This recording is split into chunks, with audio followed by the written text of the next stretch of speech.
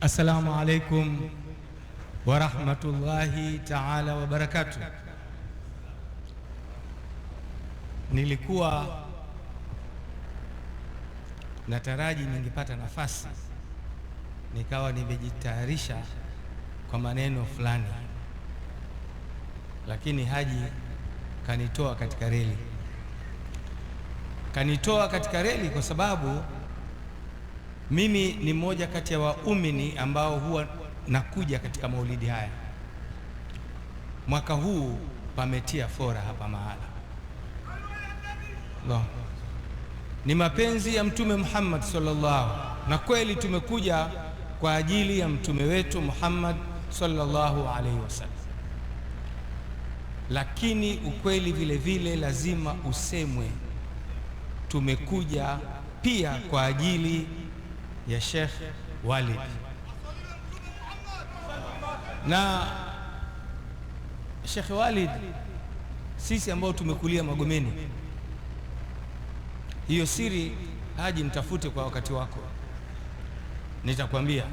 Laiti kama Sheikh Walid angekuwa ni mchezaji mpira, huyu angekuwa ndo ile namba 6 inayotafutwa.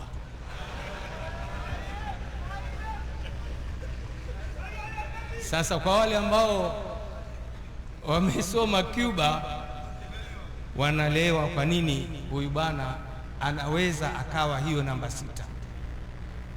Lakini kikubwa mimi ninachokiomba, nimesikiliza mashekhe wetu wote waliopata nafasi ya kuzungumza. Kama ingekuwa ni kwenye shule au darasa la literature, fasihi, ningesema hawa mashekhe wanahubiri na kutangaza ile aya iliyoko katika sura Al-Hujurat 49:10 nafikiri, inayosema innamal mu'minun ikhwatun, sisi ni ndugu. Mwenyezi Mungu Subhanahu wa Ta'ala hawezi akasema jambo lile kama ni passing, yani jambo la kupita. Ni kweli we are related, hata kama tutajiita ni ndugu katika imani, we are related, sisi tuna mahusiano. Lakini tunapita katika kipindi kigumu sana Waislamu. Mambo yaliyokuwa haramu yanayokatazwa sasa hivi ni mambo yanayokimbiliwa. Mambo yaliyokatazwa ya fitna sasa hivi, kukicha mtu anabuni afanye fitina gani juu ya Muislamu mwenzie. Watu wanafikiria dhulma inayokatazwa, mtume wetu ameizungumzia dhulma na akaikataza sana, lakini leo hivi sisi Waislamu ndio tunaotengeneza dhulma juu ya Waislamu wenzetu. Hizi dua zilizosomwa, Mwenyezi Mungu atujalie nafsi zetu zirudi kwenye kamba ya Mwenyezi Mungu. Kuna mahali nilisoma hadithi ya Mtume Muhammad sallallahu alaihi wasallam, sijui Kiarabu chake, lakini ilikuwa inasema wale watu ambao watakuwa wameishika dini ya Mwenyezi Mungu kisawa sawa, amesema itakuja muda, wakati alizungumza miaka ya nyuma kabisa, itakuja wakati wale watu ambao watakuwa wameishika dini ya Mwenyezi Mungu kisawa sawa kabisa, watakuwa kana kwamba wameshika kaa la mawe, kaa la moto katika mikono yao. Hadithi ya Mtume Muhammad sallallahu alaihi wasallam. Mtume alitabiri hayo mambo. Yani leo sisi, mtu ambaye anafanya vizuri kabisa katika dini ya Mwenyezi Mungu, watu wanamtafutia hila na ili mradi tu waone ameshika kaa la moto. Mwenyezi Mungu atujalie sote tuliofika hapa, dua zote zilizosomwa zitunyooshe. Mimi nina hadithi nyingi za marafiki ambao tuko nao kwenye mambo yetu ya kisiasa. Anaweza akakupiga bao kama huko sawa sawa, unaweza ukapata kizunguzungu ukaanguka. Muislamu mwenzio huyo hana hata ile huruma ya kusema akuminye kidogo kidogo angalau. yani kama vile hakujui, kama tutakavyofanya tarehe 12, yani hatumjui mtu. Si sawa. Mwenyezi Mungu atujalie nafsi zetu zinapomuona Muislamu mwenzako uwe na imani kwamba umemuona ndugu yako. Baada ya kusema hayo, nafikiri anatosha. Nimkaribishe ndugu yangu Waziri Ulega utuaidhi kidogo. Nakushukuru sana.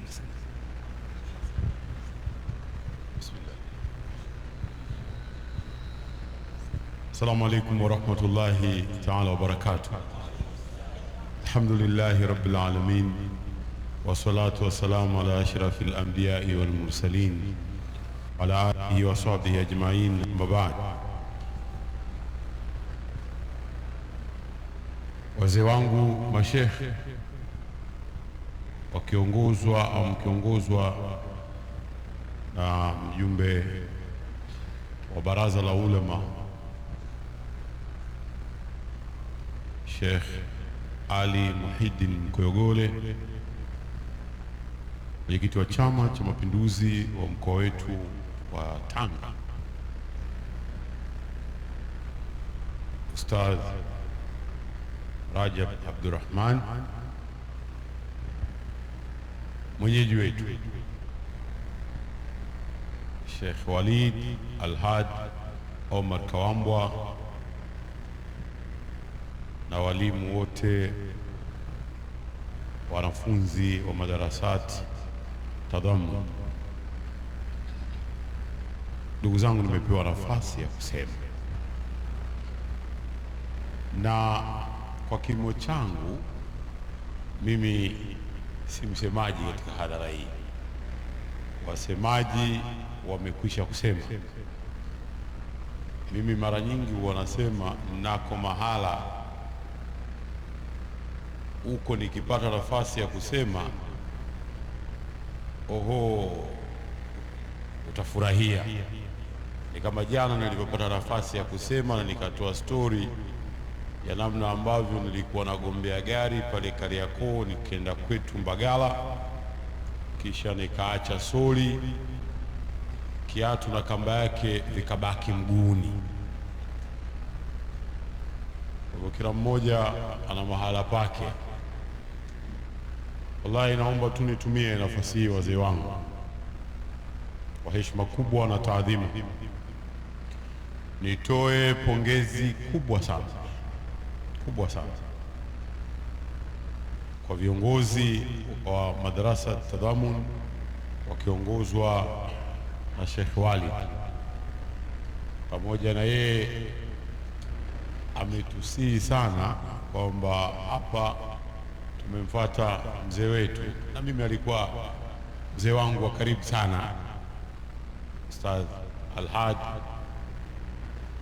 akiniita mbunge wa nyumbani kwao Mkuranga, na tukiwa na vikao naye kama si Mtoni basi Kariakoo mara kwa mara. Kadiri atakavyonikumbuka ni lazima niite, na mimi sina namna, ni lazima niende.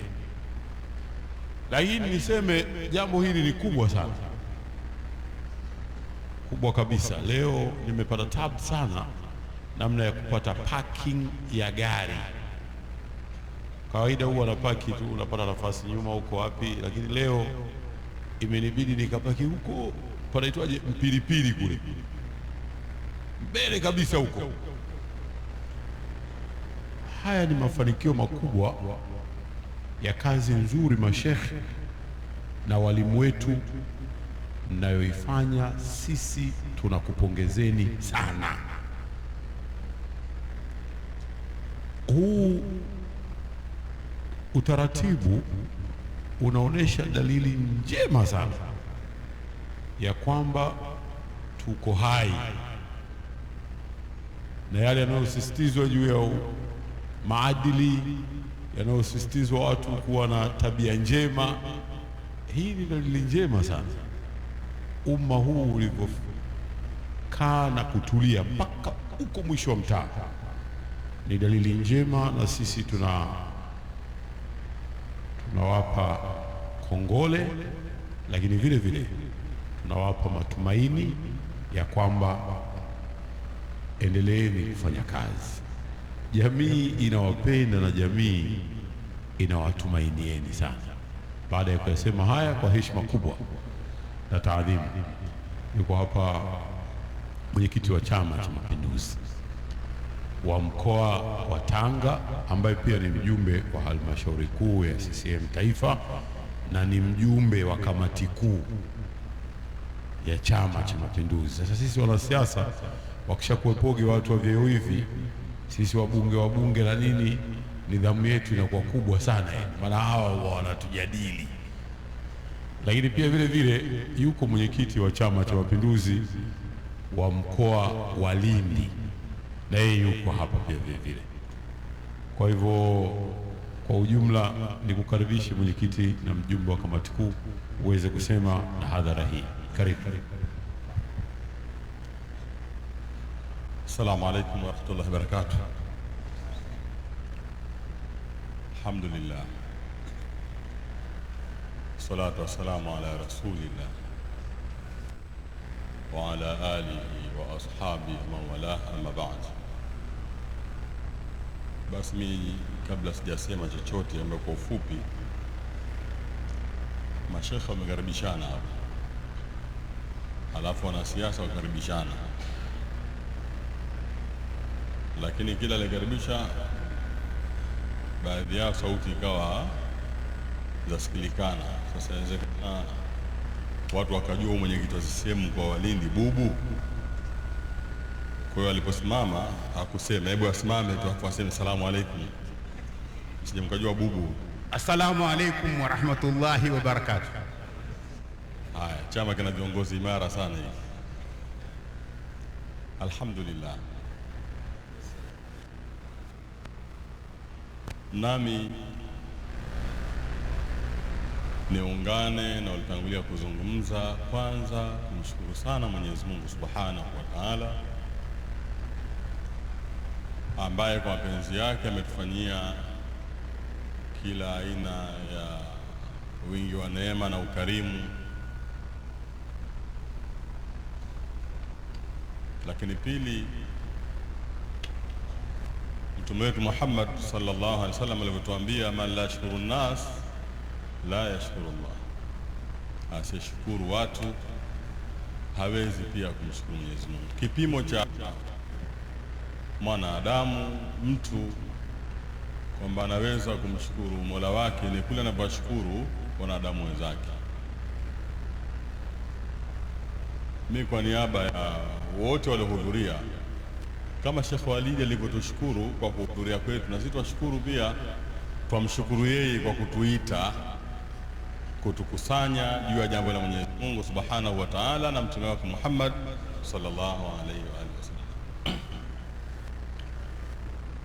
Haya ni maajabu ya umma huu, kila anasimama ashangaa, kila anekuja ashangaa. Alituambia mzee wetu, babu yetu Sheikh Muhammad bin Ayub, mmoja katika mafundisho yake alituambia, albara tadullu ala albair, maviangamia ukiyaona yanakufahamisha kwamba hapa alipita ngamia. Huwezi kuona maviangamia alafu kusema hapa kapita punda, utakomenda wazimu.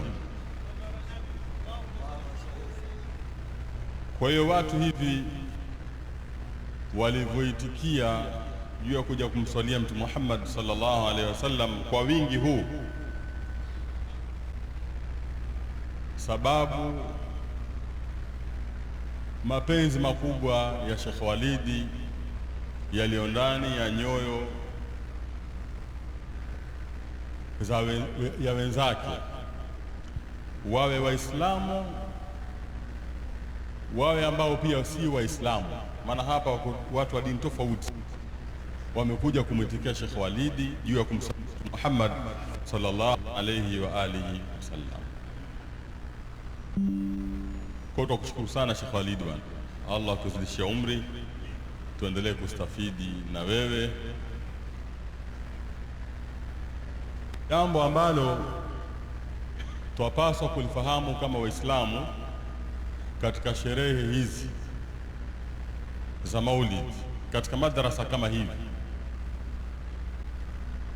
tunakuja kumswalia Mtume Muhammad sallama, lakini pia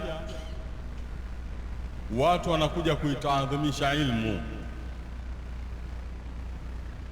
Kuna mambo mawili ndani yake humu yamekusanyika.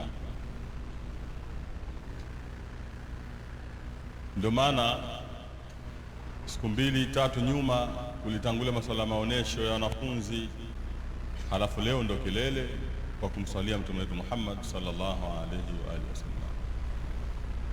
Ndipo sehemu kwa uchache ambako nataka nisisitize,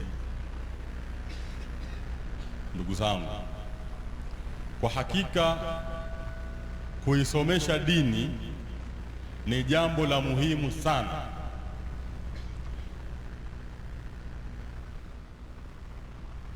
Sisi kama chama chenye serikali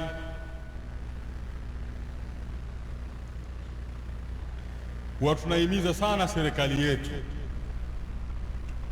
kuhakikisha mambo yanaenda vizuri katika nchi yetu.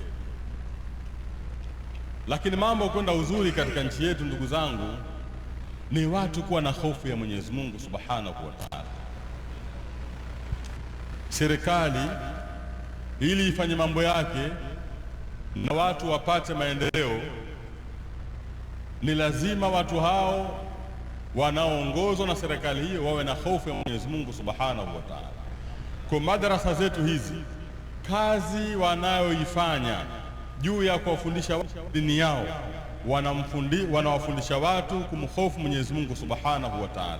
Kwa hiyo kazi ya serikali itakuwa ni nyepesi ya kuongoza raia hao. Kwa mfano, serikali inahimiza sana juu ya watu kutokutoa na kupokea rushwa. Itakachofanya nakwambia tu, kwa sheria ya nchi yetu iliyotungwa na bunge la nchi yetu ya mwaka fulani, jambo hili halifai. Mtu huyo si ni sheria tu ya kiserikali ya kinchi, aweza asiogope, aweza yoyote, lakini aliyemsoma Mwenyezi Mungu Subhanahu wa Ta'ala, aliyemsoma Mtume Muhammad sallallahu alayhi wa alihi wasallama, akafundishwa madhara ya kutoa na kupokea rushwa, mtu huyo ataogopa, kwa sababu atamwogopa Mwenyezi Mungu Subhanahu wa Ta'ala, hatatoa wala hatapokea rushwa. Huo ni mfano tu. Kwa madarasa zetu hizi, moja katika mambo yanayofundishwa humu ni watu kumhofu Mwenyezi Mungu Subhanahu wa Ta'ala. Kwa hiyo kazi inayofanywa kwa Sheikh Walidi hapa, kwa Sheikh Samiri kule Tanga, Shamsul Maarif, Mawa al-Islam, na madarasa zote humu wanafanya kazi ya kuisaidia serikali yetu, ili raia hawa wawe na hofu ya Mwenyezi Mungu Subhanahu wa Ta'ala, ili serikali hii iweze kuendesha mambo yake ikiwa nchi na salama na amani. Mwisho, maana wanasiasa tuna mwisho na mwisho kabisa. Sasa huu mwisho kabisa nilimwelewa vizuri sana Sheikh Mziwanda sana, nilimwelewa sana Sheikh Samiri. Ukiangalia wamehimiza sana watu sisi tuwe na Waislamu, tuwe waumini wa kweli. Wallahi tumestafidi sana namna Sheikh Samiri alivyodondoa kidogo kidogo, darasa tosha. Sheikh Mziwanda alivyokuja akadondoa kidogo kidogo, ni darasa tosha. Itoshe kabisa. Haya waliwasema Sheikh wetu tuondoke nayo. Sehemu ambayo napenda kusisitiza ni pale Sheikh Mziwanda alipotuhimiza tumuombee sana rais wetu wa Jamhuri ya Muungano wa Tanzania, mama yetu Daktari Samia Suluhu Hassan. Kazi anayoifanya ya kutetea maendeleo wa Tanzania sio wa kuhadithiwa, twaona kwa macho yetu. Sasa kwenye kazi hizi mitihani huwa ni mingi, si kuongoza nchi tu, hata kwenye dini hizi mitihani huwa ni mingi. Naomba mashekhe zetu wote, kwa mitihani ambayo mnakumbana nayo, na viongozi wote wa chama na serikali, mitihani mnakumbana nayo yahitaji sana subira. Yupo mmoja katika mfalme aliwaita baraza lake la wasaidizi wake wote, akawaambia, nahitaji mmoja wenu anitengenezee pete, aniandike neno juu ya ile pete, nitakapokuwa na huzuni nikilisoma nipate raja, lakini neno hilo hilo nitakapokuwa nina furaha nikilisoma pia nipate huzuni.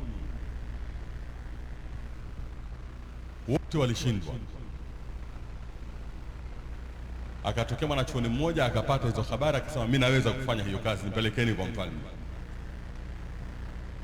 Mfalme kama utaweza hii kazi? Akamwambia ndio. Bana, watu wamenidanganya sana, usipoweza kichwa chako halali yangu. Akamwambia mimi nitaweza. Akamwambia katengeneze. Bana, akatengeneza pete, akaiandika fupi tu, huu ni wakati nao utapita. Huu ni wakati nao utapita. Naomba tuchukue hili kwa Sheikh Walidi, kwa mama yetu Daktari Samia Suluhu Hassan, kwamba pete hii na wakabidhi, isomeni, huu ni wakati nao. Assalamu alaikum warahmatullahi wabarakatuh. Wa alaikum salam warahmatullahi wabarakatuh. Asante, tunawashukuru viongozi wetu.